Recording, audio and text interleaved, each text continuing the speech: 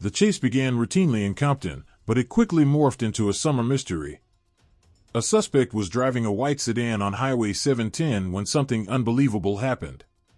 During the pursuit, the driver and a passenger pulled off a bizarre switchblade. They abandoned the white sedan and immediately fled into a stolen gray GMC pickup truck. Was this a premeditated plan, or a spontaneous carjacking?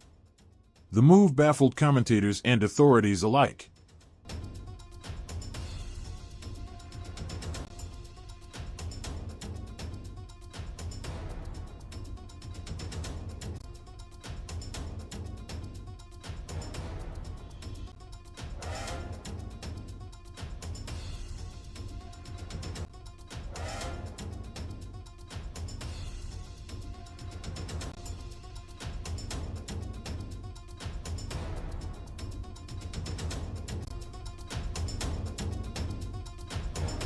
The truck chase didn't last long.